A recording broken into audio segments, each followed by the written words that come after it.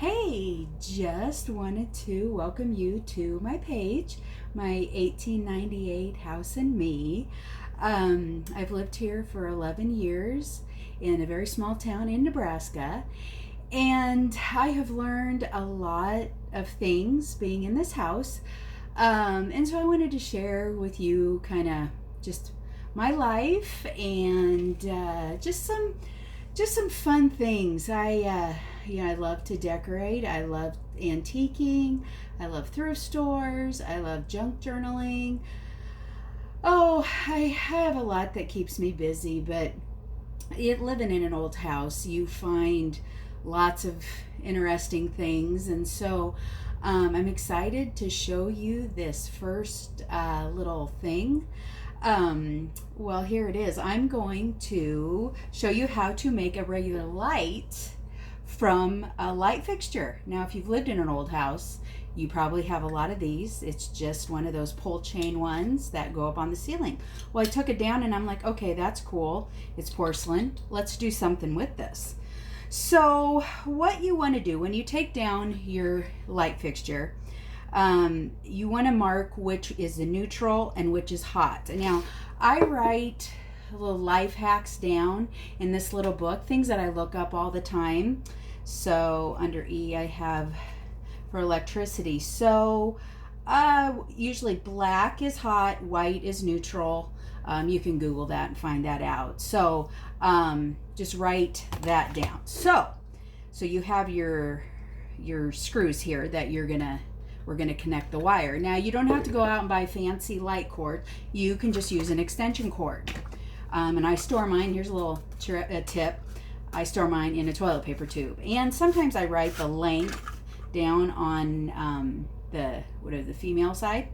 And so you just cut the receptacle part off and you have this. Okay. So now what you do, you split where these two wires meet. Okay, so you split them in two and just get it started, and then you can pull.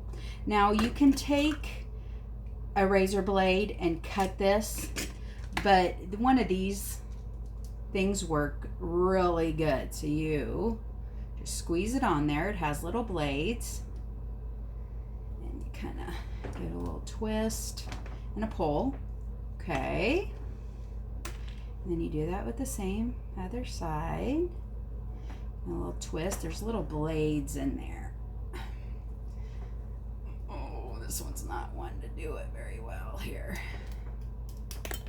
Okay, so if something like that happens, all you got to do is take your scissors, bloop, just like that, and then give these wires a little twist so they're all together. Okay, so on an extension cord, one side has grooves and the other side is smooth. So I look in my little book, and on there, the smooth side is the hot side and the ribbed side is the neutral. So split this a little bit. Okay. So I take the smooth side, which is the hot side. Okay, right there. You make a little hook in your wire, and then you slip it right around that screw. Okay. Then you take your screwdriver, you kind of guide it all in there, and you tighten her down.